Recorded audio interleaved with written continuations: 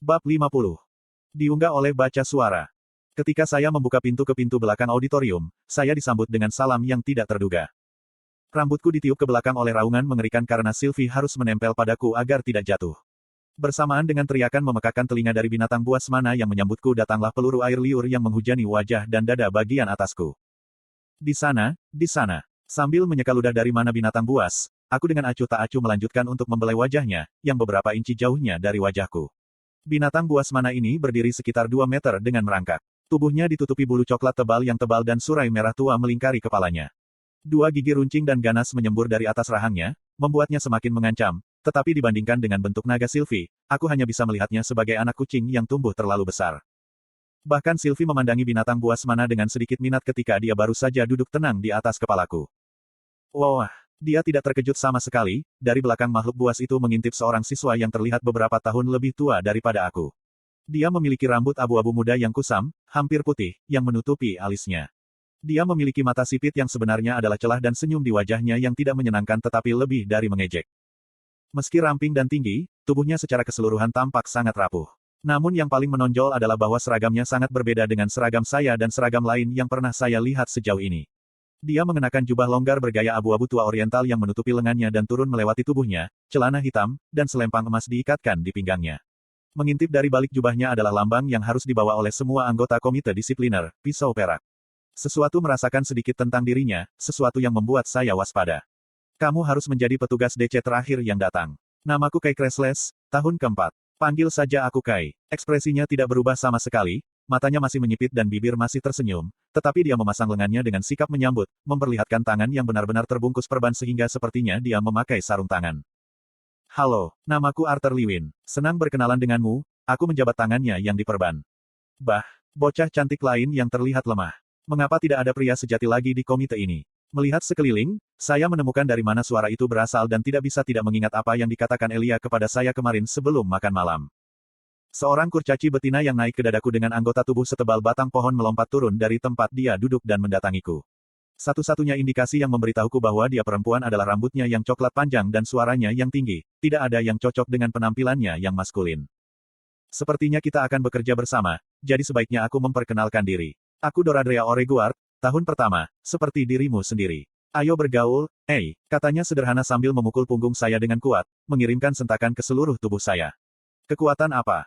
Arthur Lewin, senang bertemu denganmu, jawabku, menggosok punggungku. Yah, ayolah sekarang, ikuti aku. Kai dan aku menunggu di depan untuk melihat siapa orang terakhir itu. Sisa petugas DC ada di ruangan lain. Direktur Gutski tidak benar-benar memberi kami rincian apapun. Jadi semua orang ingin tahu. Dia membimbingku melewati aula, Kai mengikuti di belakang kami dengan makhluk mana. Iklan. Semuanya, orang terakhir ada di sini. Doradrea berteriak di bagian atas paru-parunya ketika kami mencapai sebuah kamar di ujung aula. Di dalam ruangan raksasa yang saya pikir digunakan untuk mengadakan acara, saya melihat 5 tokoh lainnya. Tanpa basa-basi lagi, saya berjalan mendekat untuk menyambut mereka sekaligus. Namaku Arthur Lewin dan aku baru saja mulai menghadiri akademi ini sebagai siswa penyihir sarjana. Aku adalah augmenter atribut elemen ganda yang mampu angin dan bumi. Aku menawarkan busur pendek. Arthur Lewin, suara pertama yang berbicara terdengar terkejut. Melihat ke belakang, saya melihat seorang bocah lelaki berusia sekitar 17 tahun. Dia memiliki rambut dalam, berwarna mahoni yang melonjak, membuatnya hampir seperti singa sendiri.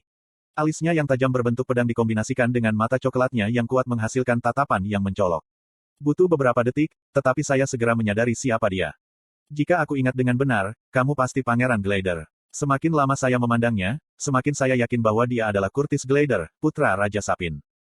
Aku hampir tidak bisa menyebut diriku seorang pangeran sekarang sejak 3 raja dan ratu menolak gelar mereka dan menjadi dewan. Panggil saja aku Curtis. Dia berbicara dengan sangat karismatik, suaranya yang dalam membawa kedalaman tertentu. Ekspresinya agak bermasalah, tidak diragukan lagi karena pengawal ayahnya memang menyebabkan beberapa masalah bagiku terakhir kali kami bertemu. Senang bertemu denganmu lagi, Curtis. Kamu pasti anak kelas 5 sekarang, kan? Saya menjawab dengan riang, yang meredakan tampilan bermasalah yang dimilikinya. Yup, augmenter atribut api tahun kelima dan juga penjinak binatang buas. Senang bertemu denganmu lagi, dia mengumumkan ketika kami meraih tangan. Seragam Curtis terlihat jauh lebih rumit daripada jubah longgar Kai. Pakaiannya mengingatkan saya pada seragam militer kuno tanpa topi. Blazer hitamnya beraksen abu-abu gelap dan kancing emas. Tali militer melekat dari bahu kanannya ke kerah blazernya, memberikan udara yang halus namun keras padanya. Ah, Singa dunia yang menyapa saya pasti orang yang diperoleh ayahmu di pelelangan beberapa tahun yang lalu. Semuanya diklik sebagai binatang buas mana yang dengan ramah menyapa saya duduk di belakang Curtis. Ah, apakah Kai menggunakan Grounder untuk menakutimu? Dia menatap Kai yang baru saja mengangkat bahu. Ngomong-ngomong, iya, aku ingat kamu bersama kami ketika kami membelinya sebagai seekor anak kucing. Kami membentuk kontrak yang sama tahun lalu setelah dia mencapai kelas A. Dia mencoba terdengar rendah hati tapi aku tahu dia sangat bangga menyebut dirinya seorang penjinak binatang. Saya tidak keberatan karena itu benar-benar prestasi luar biasa yang telah dia capai, terutama karena dia dapat membentuk kontrak yang setara, bukan kontrak tuan pelayan dengan binatang buasnya. Sepertinya ikatanmu sedikit berubah juga. Meskipun ukurannya tidak banyak berubah, dia menggosok dagunya sambil mengamati Sylvie, yang tertidur di kepalaku.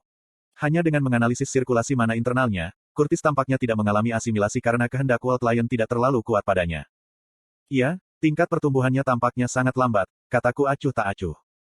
Tidak apa-apa, meskipun ada beberapa siswa di sini yang memiliki ikatan, kebanyakan dari mereka bukan penjinak binatang buas dan tidak banyak dari mereka bahkan memiliki kontrak yang sama.